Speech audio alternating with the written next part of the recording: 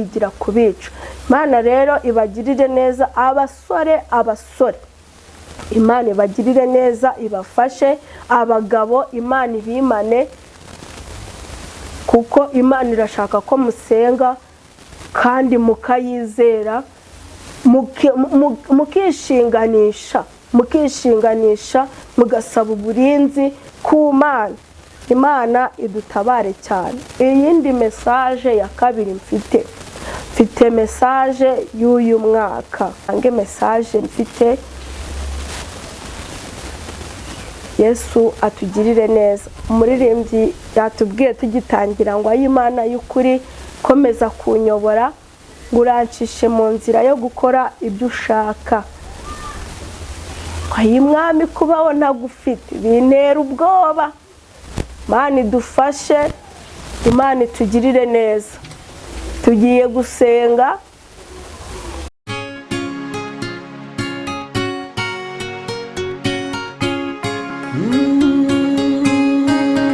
Emana we, Yesu we, ingoma yawe ni amamare.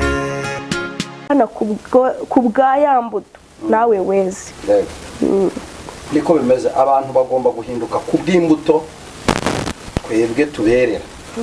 Ntabwo bagomba guhinduka kuko tubabwira amagambo menshi. Cyo nanjye ndakenda.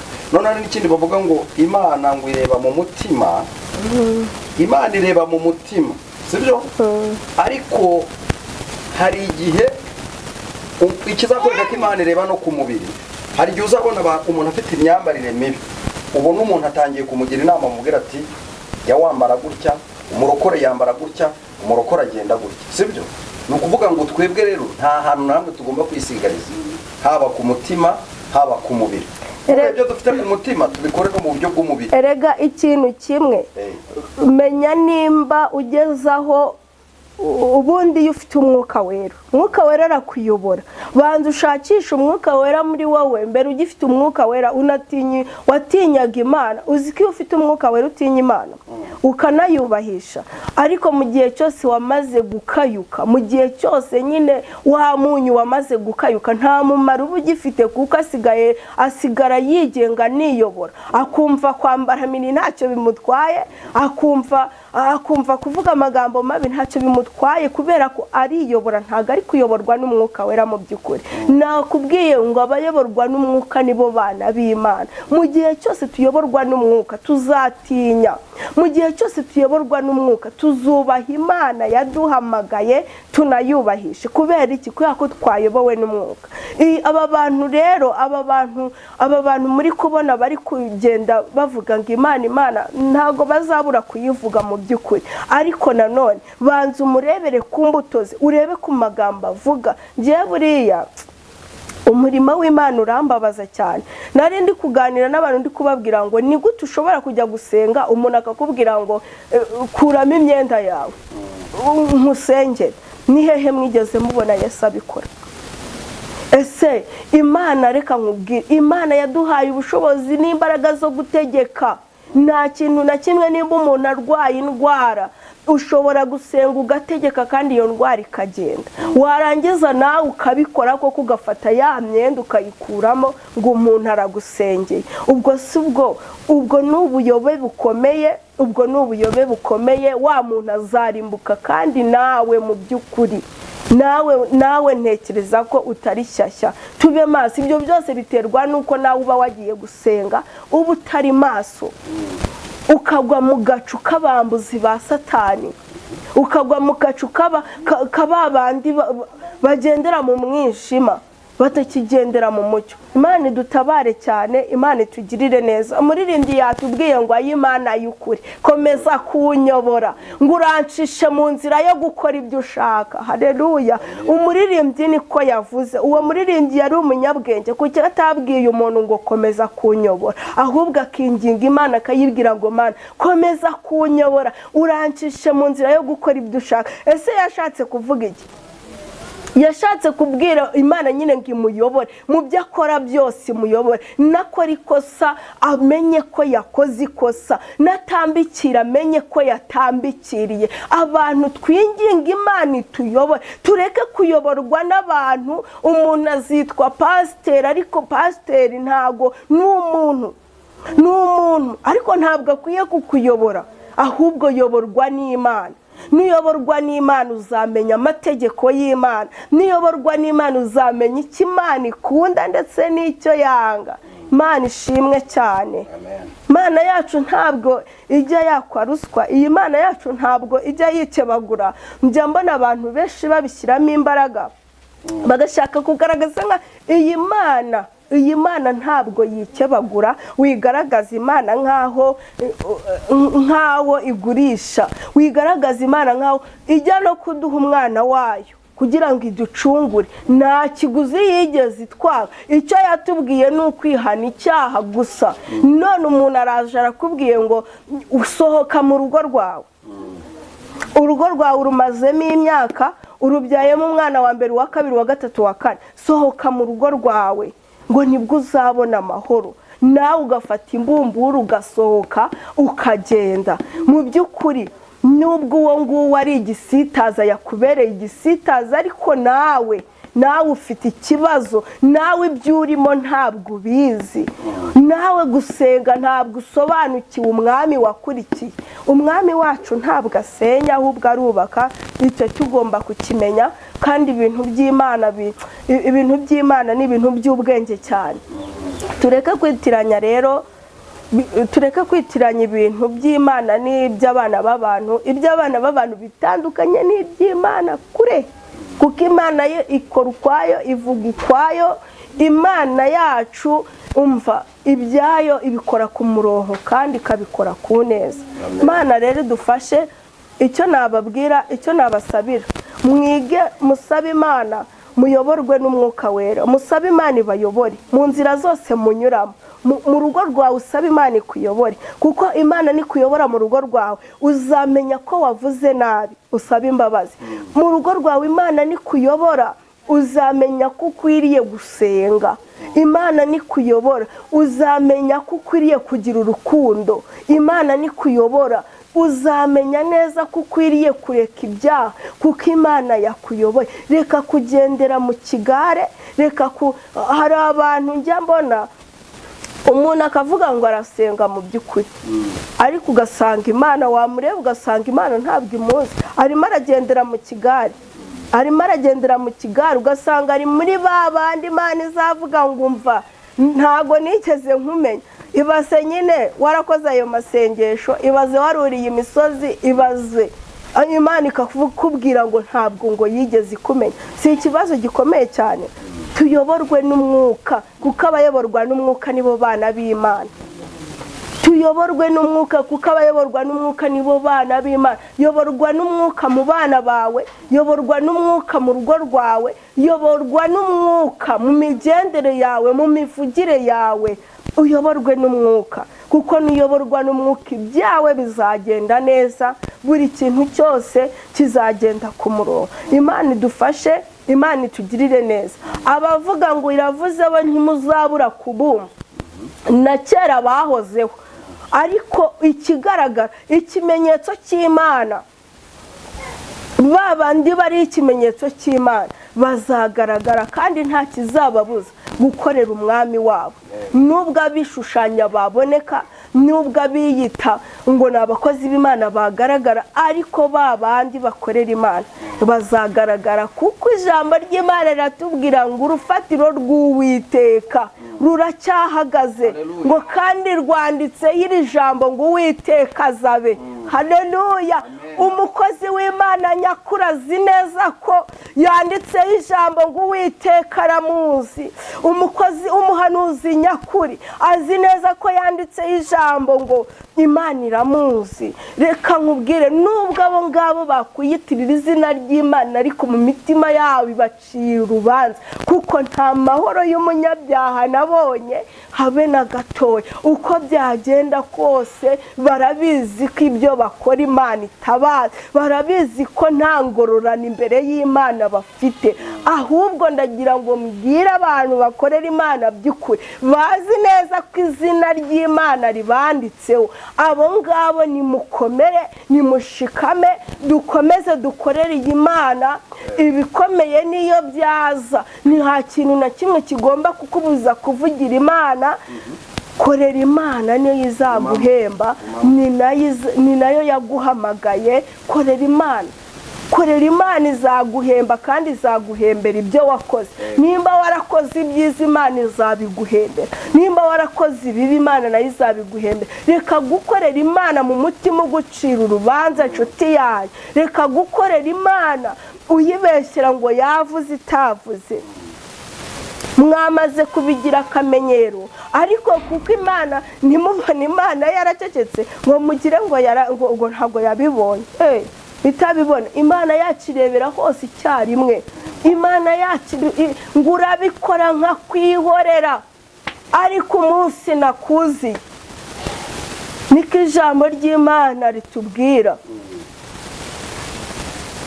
Biragucira urubanza, ariko inama nakugira nuko nakugira inama nawe yo kugarukira aho ngaho, ukava muri ibyo ngibyo urimo, ukava mu kubeshyera Imana.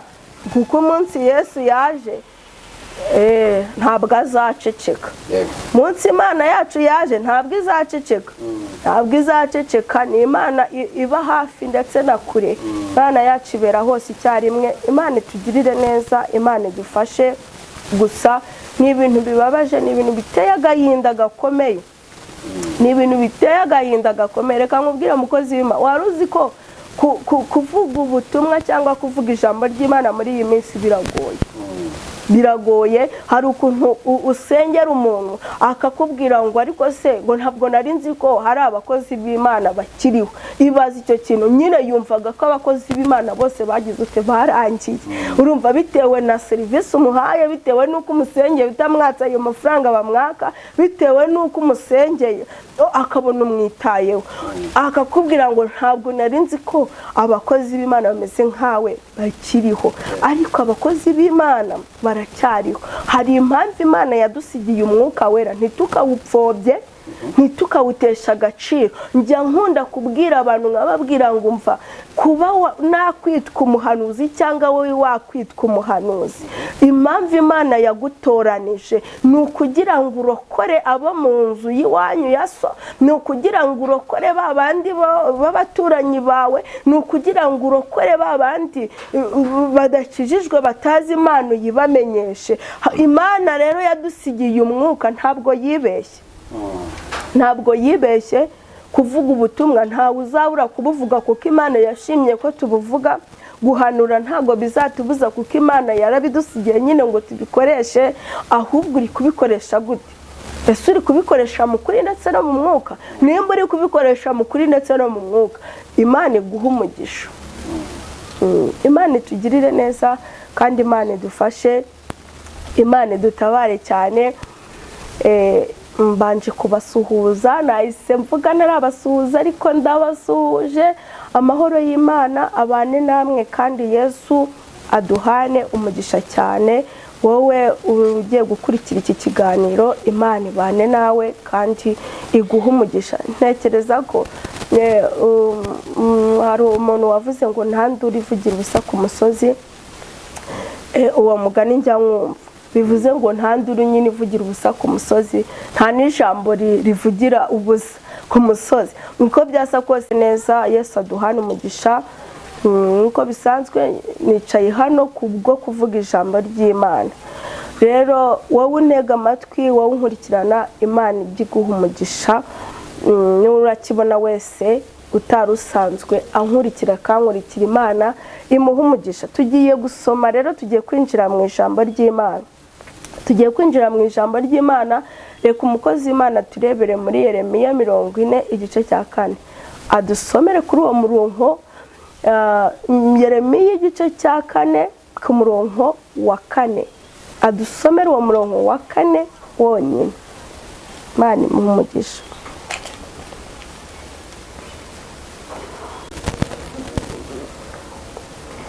reka turebe ijambo ry'Imana icyo ritubwira. Buriya ngo mbere na mbere ijambo ijambo ry'Imana njya nkunda kubwira abantu ngo rizagukomeza.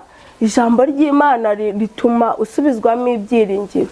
Abantu mujye mwiga musome Bibiliya, wasoma Bibiliya, wasoma ijambo ry'Imana, waba uri mu kazi warisoma mu gihe ugiye mu kiruhuko, waba uri mu rugo wasoma ijambo ry'Imana. Ntabwo gusoma ijambo ry'Imana ari ukuba wagiye mu rusengero gusa. Niho usanga nyine hahandi ugenda ukazima ugahora wumva ko muri wowe akaba nta mwuka wera uri muri wowe. Gaburira uwo mwuka wawe wera, usoma ijambo ry'Imana, rizagukomeza, rizakwigisha ubwenge, rizatuma wihana, rizatuma unezerwa kuko wasomye ijambo ry'Imana. Reka dusome ijambo ry'Imana dusanga muri Yeremiya 40 ku murongo wa 4. Yeremiya ibice byaho 40 turasoma duhere ku murongo wa 4. Kadusome mu izina rya Yesu Kristo. Noneho rero uyu munsi ndakubohora, ngukureho iminyururu iri ku maboko yawe. Nushaka ko tujyana i Babuloni uze tugende, nzakugirira neza. Ariko nudashaka ko tujyana urorere, dore igihugu cyose kiri imbere yawe, aho ubona hakubonereye abariho ujya. Imana iguhe umugisha. Ijambo ry'Imana riratubwiye ngo noneho uyu munsi ndakubohora, ngukureho iminyururu yose ufite. Niba ushaka ko tujyana i Babuloni uze tugende. Ariko ijambo ry'Imana riragarutse riratubwira ngo nimba nanone utabishaka ni ukuri ubyihorere. Ariko ijambo ry'Imana riratubwiye ngo noneho uyu munsi ndakubohora. Birashoboka ko nawe wabona uboshye, wegereye Imana yakubohora. Birashoboka ko hari ibyawe wabona byari biboshye, wegereye Imana yakubohora. Iri jambo ry'Imana riratubwiye neza ngo noneho uyu munsi ndakubohora, ngo ngukureho iminyururu yose. Niba ushaka ko tujya i Babuloni uze tugende. Ese Babuloni ni hehe? Ese Babuloni wumva ari hehe? Ngo ariko nimba utanabishaka nta gahato kabirimo, ngo ubyihorere. Ngo igihugu cyose kiri hehe? Kiri imbere yawe, ngo aho ubona hakuboneye ariho ujya. Ariko Imana idutabare cyane. Nakugiriye inama ya masaha, nkakugira inama yo kwegera Imana cyane, nkakugiriye inama yo kubana n'Imana cyane, Imana ikakubohora. Nta muntu wakurikiye Imana ngo imukoze isoni, nta muntu wakurikiye Imana ngo ireke kumubohora, nta muntu wakurikiye Imana ngo ireke kumusetsa. Niyo mpamvu ijambo ry'Imana ribitubwiye neza ngo noneho uyu munsi ngo ndakubohora, ngo ngukureho iminyururu yose. Ngo niba ushaka ko tujya i Babuloni uze tugende. Imana idufashe, Imana idutabare. Niba ushaka gukizwa uze ukizwe, niba ushaka gukira indwara uze uyikire. Niko ijambo ry'Imana ritubwiye. Imana iragukuraho iminyururu yose. Wasanga hari ibikuboshye,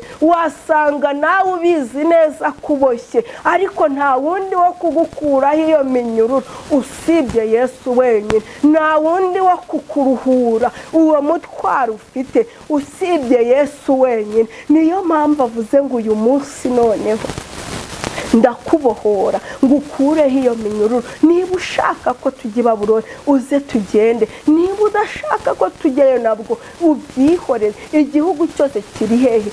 Kiri imbere yawe.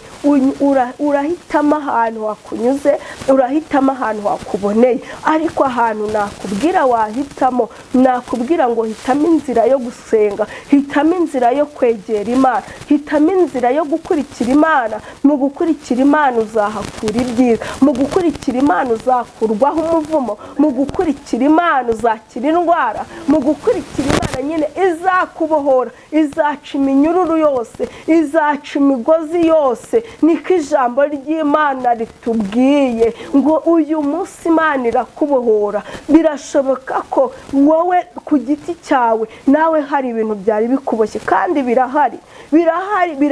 Hari ibyawe byananiranye, nta wundi ubishoboye usibye Yesu. Ntiyazagira umuntu ukubeshya. Kurikira Yesu. Yesu arabishoboye kandi azakugirira neza. Yesu arabishoboye, azacagagura iyo minyururu, azakuraho iyo migozi, azakuraho izo ntambara. Ngo uyu munsi Uwiteka yiteguye kugira ute kukubohora. Niwemera kumukurikira nicyo bivuze. Imana itugirire neza. Niwemera kugira Babuloni, niwemera gukurikira Yesu, ukamukurikira n'ibyawe byose n'ubwenge bwawe bwose, ngo Yesu arakubohora, gukureho iminyururu yose yari ikuboshye. Ngo ariko nimba utanabishaka nabyo ubyihorere, ngo igihugu cyose kiri hehe?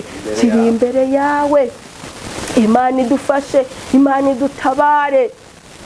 Birashoboka ko nawe utaruzi ibyo urimo, birashoboka ko na Yesu nawe utari umuzi, ariko ndagira ngo nkubwire ngo Yesu arakiza, Yesu aratabara, Yesu arakora. Ntawamwiringiye ujye ukorwa n'isoni. Niyo mpamvu nkubwira ngo iringira Imana, wizere Imana, ukurikira Imana. Iminyururu yose, ibibazo byose ufite, Yesu aragukura muri ibyo bibazo kubera ko wagize ute wamukurikiye. Yesu arakugirira neza kubera ko wamukurikiye. Hari abantu, imbaraga z'Imana ziratangaje cyane. Imbaraga z'Imana zijya zibasha gukuraho ibyari byanze gukurwaho, ariko kuko Yesu yahageze, imbaraga z'Imana zahageze bikavaho, kubera ko nawe wamwizeye. Izo mbaraga zigahindura ibyo wabonaga ko byari byanze. Imana idufashe, Imana idutabare. Hari abantu badushyizeho iterabwoba, hari abantu ukivuka bagushyizeho iterabwoba mu mivukire yawe, mu mikurire yawe, babona nta buzima, babona ntacyo uzimarira, babona waravukiye ubusa. Ariko kubera ko wamenye Yesu, hari ahantu amaze kukugeza. Nawe urabizi neza ko hari iminyururu Yesu yaciye. Imana idufashe, Imana idutabare. Hari ibintu gukurikira Yesu nta gihombo kirimo. Gukurikira Yesu ni ukuri, nta mubabaro urimo. Reka nkubwire, Yesu murabana, Yesu murabana iminsi yose, mukabana mu munezero, Yesu mukabana mu mubabaro. Ariko uwo mwami wamunganya iki? Uwo mwami wamunganya iki? Bwira Yesu byose ngo ni inshuti yawe. Haleluya. Ngibikubabaza ndetse n'ibigutera, ngo arakunda, afasha abashavuye. Bivuge ngo Yesu ni inshuti itabeshya, ni inshuti itajya yirengagiza, ni inshuti itari indyarya. Yesu ndagira ngo ubwire ngo umukurikire nk'uko ijambo ry'Imana ribitubwiye. Noneho uyu munsi ndakubohora, ngo ukureho iminyururu yose. Hari iminyururu ufite nawe ubwawuzi, ariko Yesu ni wowe kurangiza iyo munyururu. Yesu ni wowe kukubohora. Wa mukobwa we, Yesu ni wowe kukuzingura nawe ugashaka. Wa mugabo we, Yesu ni wowe kukubohora nawe ukubaka urugo nk'abandi. Wa musore we, Yesu ni wowe kukubohora nawe ukagirirwa neza n'Imana. Ndagira ngo nkubwire ngo emerera Imana. Aya masaha nta gahato kabirimo, ariko niwemerera Imana. Niwemerera Imana irahindura ibyanze guhinduka. Niwemerera Imana urabona umugisha. Niwemerera Imana izo ndwara zirakira. Yesu arakubohora, agukureho iyo minyururu. Imana idufashe, Imana idutabare, Imana itugirire neza. Gukorera Imana nta gihombo kirimo. Muri Yesu biremera, muri Yesu birakora. Haleluya. Muri Yesu biragenda. Ndagira ngo nkubwire ngo muri Yesu nta kintu na kimwe wahaburira wageze muri Yesu. Niyo mpamvu nkubwira ngo emerera Imana gusa.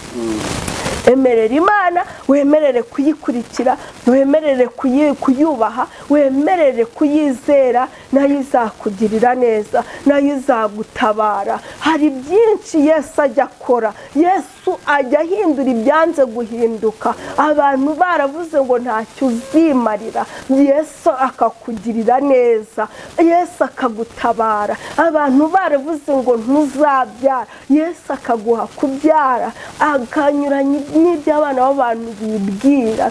Haleluya! Yesu agacagagura imigozi baboshye. Hari igihe abarozi bajya baroga, bakaroga umuntu mu mikurire yawe, mu mivugire yawe, bakavuga ngo uriya ntacyo azigezaho, ariko iyo wakurikiye Yesu acagagura iyo migozi.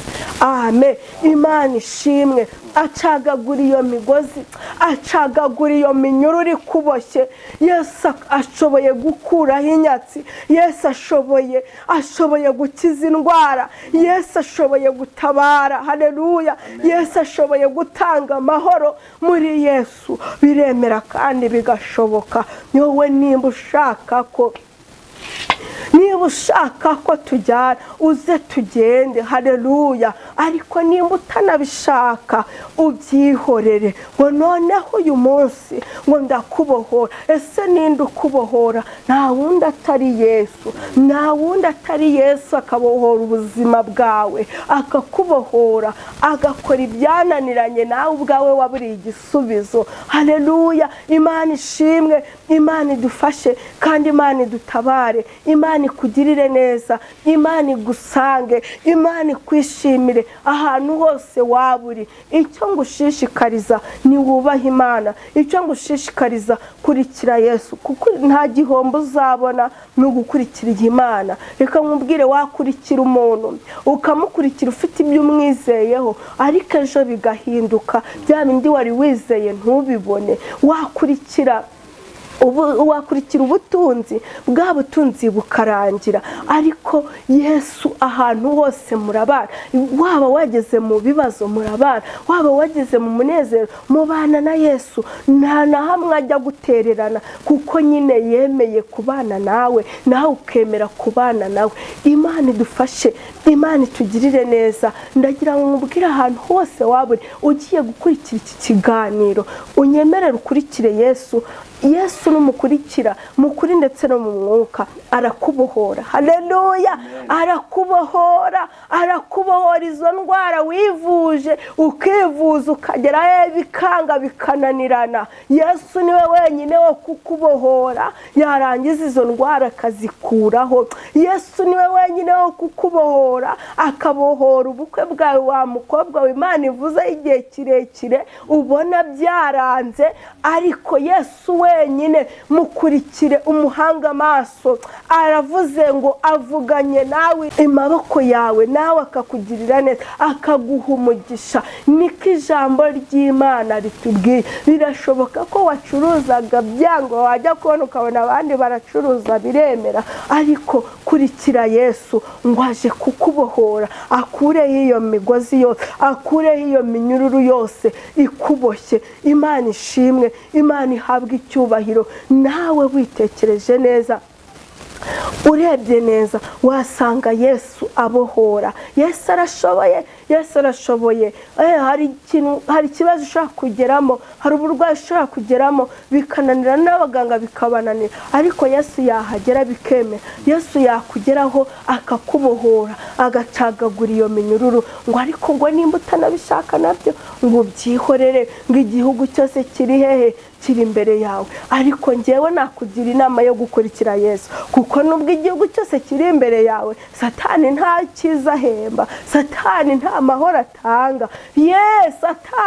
Satani usibye kukumwaza gusa, akakumwaza no mu bandi, akagutesha agaciro mu bandi, nta cyiza cya Satani. Reka nkubwire, inzira ya Satani nta cyiza na kimwe uzabonamo. Mu nzira ya Satani niyo wabona ibikunezeza, ni iby'akanya gatoya, kuko nyine ni ibya Satani, nta mahoro y'ibya Satani. Niyo mpamvu mvugana nawe ngo ba maso kandi wizere Imana, uyihanga amaso. Nta kintu na kimwe kizananira Imana ku buzima bwawe. Imana ishimwe, Imana itugirire neza, nta kintu na kimwe kizatuma Imana ikwirengagiza, kuko ni umubyeyi, ni rukundo, ashoboye byose. Mu gihe wahuye n'ikibazo nyine egera Imana, uyihamagare, uyihanga amaso, Imana izazikureho iyo minyururu yariboshye, iyo minyururu yatuma gutagira umugisha mu rugo rwawe, iyo minyururu yatuma gutabona amahoro mu rugo rwawe, iyo minyururu yatumaga abantu bagufitiye urwango, iyo minyururu wabonaga nta mugisha ufite. Yesu arabishoboye kandi niwe wenyine wo gucagagura iyo minyururu. Imana itugirire neza, Imana idutabare, Imana idufashe, Imana ishimwe. Twizeye Imana nayo izatugirira neza, twizere Imana nayo izabana natwe, ngo ni ukuri ku muntu wizeye Imana ntabwo azabura gutabarwa, nta nubwo azabura kurengerwa nayo. Imana itugirire neza, Imana idufashe. Buriya mu kwizera Imana tuhabonera ibintu byinshi. Hari umuririmbyi wavuze neza ngo baratwitiranya kuko dusangira ibishyimbo. Reka nkubwire, nubwo umupagani yakwitiranya kuko mbese musangira izo nyama azikaranga nawe ukazikaranga, nubwo umupagani yakwitiranya kuko akaranga ibyo bishyimbo nawe ukabikaranga, ariko ntabwo muba mumeze kimwe. Haleluya, ntabwo muba mumeze kimwe, kuko wowe nubwo bya bishyimbo uri kubikaranga, bya bishyimbo uri kubikaranga ufite amahoro, bya bishyimbo uri kubikaranga unyuzwe, bya bishyimbo uri kubikaranga uzi aho byavuye, ko aho byavuye nta mutima ugucira urubanza. Hari n'ababikaranga babyibye cyangwa bambuye abandi batetse imitwe, ariko wowe uko byagenda kose uri kubikaranga kuko Imana yabiguhaye. Haleluya, uko byagenda kose rero hari ijambo ritubwira ngo abayuda barusha icy'abandi, ngo babarusha ibyasezeranijwe. Imana ishimwe, wowe wizeye Imana, wowe wiringiye Imana, hari ikintu urusha abandi, kuko ubarusha kumenya amakuru. Haleluya, ubarusha kumenya icyo Imana igutekerezaho. Nubwo bakubona ugenda, nubwo bakubona usangira nabo nibyo, ariko wicaye ku ibanga. Haleluya, ufite umwami ukorera utazagutenguha, ufite umwami ukorera uzakugirira neza nubwo babona ko nta kazi, ufite umwami ukorera wizeye uwagutungura akaguha akazi nubwo babona ko ibyawe bitoroshye, ariko ufite umwami ukorera uza akabyoroshya. Imana ishimwe, ufite umwami ukorera ugenda ugatakira akakubwira ngo mwana wanjye humura, mbese niki kiguteye ubwoba, humura, mbese niki kiri kukunyeganyeza, bindekere. Yesu nashimwe. Hari ibintu turekera Imana akaba ari ibikora, ikabikora tutari kubishobora, kandi koko nawe wirebye ukigenzura ugasanga ntabwo wari kubishobora, ariko kuko Yesu yahageze ukajya kudepoza, kuko Yesu ari mu byawe, ukagenda bakaguhamagara ngo akazi kabonetse, kuko Yesu yahageze urwaye, Yesu akakubwira ngo kira.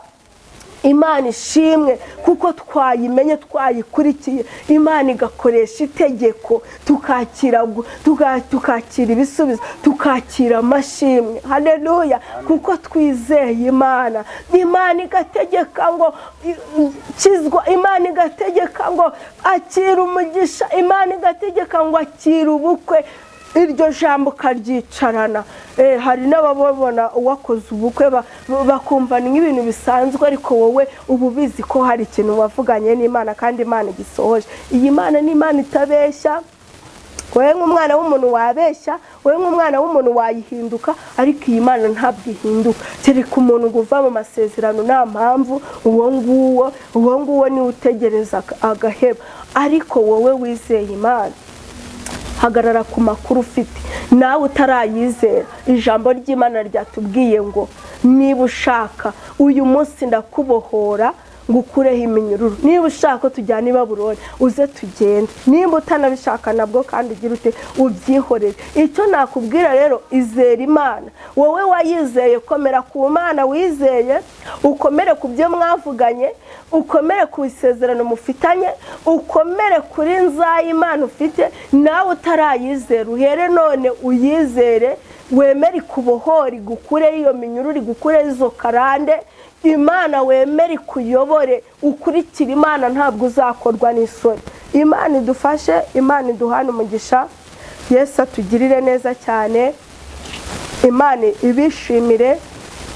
Kandi Imana icyo mbifuriza nuko yabaha agakiza. Imana icyo mbifuriza nuko yabaha agakiza, ikabagirira neza, ikabambika imbaraga, mukayikorera muri uru rugendo nta gutinya, mukayikorera muri uru rugendo nta gucika intege, mukayihanga amaso, nayo izabana namwe.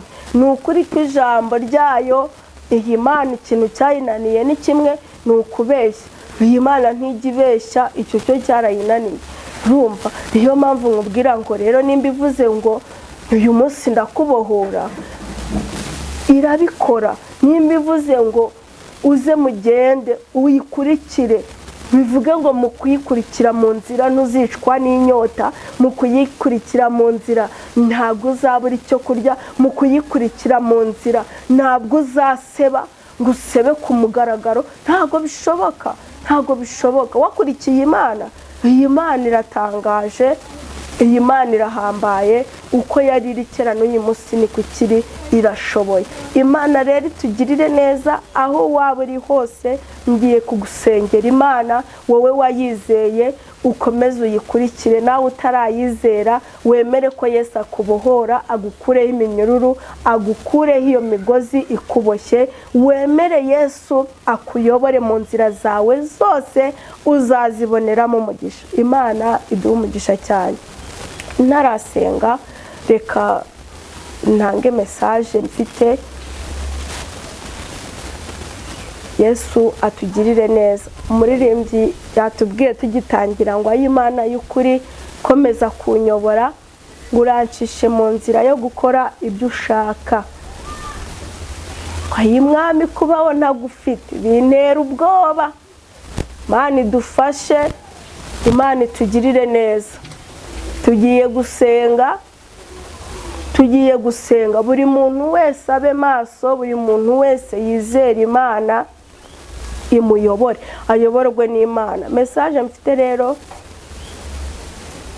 aya masaha, mfite message yuko abantu bakwiye gusenga bakaba maso, cyane cyane by'umwihariko tugomba gusengera abagabo ndetse n'abasore. Abagabo n'abasore mube maso. Wowe wumfite ikiganiro nawe wisengere, kuko Satani yazamukiye kurwanya abagabo n'abasore. Imana rero ibagirire neza kandi ibafashe. Imana ibimane cyane, Imana ibimane, kuko mu bantu Satani arimo arashakisha mwabagabo mwe, mwabasore mwe murimo. Imana ibafashe. Wa mugabo we rero, message yawe ya mbere nkuzaniye, waba ugiye mu kazi banza usenge ube maso. Wa musore we, waba ugiye mu kazi genda wasenze. Ndagira ngo nkubwire ngo ugende wasenze wiragije Imana, bizakubera byiza kandi uzaba mu burinzi bw'Imana, kuko ntago ibibahiga biri kubahigira kugira ngo mubeho, biri kubahigira kubica. Imana rero ibagirire neza. Abasore Imana ibagirire neza, ibafashe. Abagabo Imana ibimane, kuko Imana irashaka ko musenga kandi mukayizera, mukishinganisha, mugasaba uburinzi ku Mana. Imana idutabare cyane. Iyindi message ya kabiri mfite message y'uyu mwaka. Abantu mugomba gusenga cyane uyu mwaka utararangira. Imana yambwiye ngo mbabwire ngo ibitambo Satani yahagurukiye gutanga ibitambo. Yahagurukiye gutanga ibitambo kandi byatangiye. Bityo buri muntu wese agomba gusenga, agasengera uyu mwaka kugira ngo azawusohokemo amahoro. Imana idufashe, itugirire neza. Imana buri muntu wese imwimane. Ikintu cya mbere, Imana ibagereho mwa bagore mwe batwite. Satani ari gushaka kubicira abana mu nda. Imana ibimane. Mugomba gusenga, mwa babyeyi mwe mutwite mugomba gusenga, mukaba maso mugashinganisha abana banyu bari mu nda, mukabashinganisha cyane kuko Satani yabafuhiye. Mutangire muri uku kwezi kwa karindwi muri gusenga kugeza umwaka urangiye. Buri wese abere maso inda atwite, buri wese abere maso umwana afite mu nda yiwe. Imana izamuhagararaho. Imana ku muntu uzasenga, Imana izamuhagararaho ntacyo azaba. Ku muntu uzasenga, wa mugore we izakurinda, iguha umwana muzima kandi nawe utaha uri muzima. Ubwo rero musengere uyu mwaka cyane, buri muntu wese asengere uyu mwaka. Uyu muntu wese Imana ije kugira ute, ije kuyasohoza. Imana ishimwe, Imana itugirire neza. Ni ukuri uyu mwaka ntabwo uzarangira utabonye ineza y'Imana, utakiriye amashimwe. Imana itugirire neza, Imana igufashe, Imana buri muntu wese uri kunyumva, Imana ikurengere. Ikindi nabwiwe ngo mwa babyeyi mwe mufite abana b'abakobwa bari mu myaka 15 kugeza kuri 17, wa mubyeyi we wabyaye, nagiye kubona ababyeyi benshi bafite amarira menshi. Imana irambwira ngo abo bana Imana yabavuzeho, abo bana bajya kuvuka Imana yabavuzeho, ariko namwe mwa babyeyi ntago mwigeze mubabera maso. Imana irambwira ngo mbabwire ngo mubabere maso cyane, mubabere maso, kuko nabonaga abana bageze muri iyo myaka Satani ari kubashaka kugira ngo bamwe bacikize amashuri, kugira ngo abandi bange ishuri, abandi batwara amada. Mbese umubyeyi wese aho uzabusanga afite uwo mwana arimo ararira. Ariko mwa babyeyi mwaho muri hose muririre abo bana, mubasengere, mubashinganishe, Imana nayo izabarengera. Imana ibaha umugisha, Imana ibagirire neza. Nizo message nari mfite. Reka dusenge Imana. Tugushimye, turaguhimbaje, tugushimiye urukundo rwawe, tugushimiye kugirirwa neza kwawe, tugushimiye kubw'ijambo ryawe, tugushimiye Kristo kujya utubera amaso, ukamenya twebwe ibyo tutari twamenya, kugira ngo tubone kwambara imbaraga zo kubisengera, kugira ngo ubashe kubikuraho. Ngaho nuha umugisha buri muntu wese ugiye gukurikirana iki kiganiro, kandi Kristo isengesho ryose buri umwe wese arazamura kubw'iyi message wumvishe, wurukire kumurengera no kumugirira neza. Senze nizeye mu izina rya Yesu Kristo wa Nazareti kubikoze. Amen. Kugira ngo wakenera ko mwasengana cyangwa kuvugana nawe abe yakubona mu buryo bworoshye. Murakoze. Nimero yanjye ni 0788 31 92 655. Yesu aduhana umugisha cyane.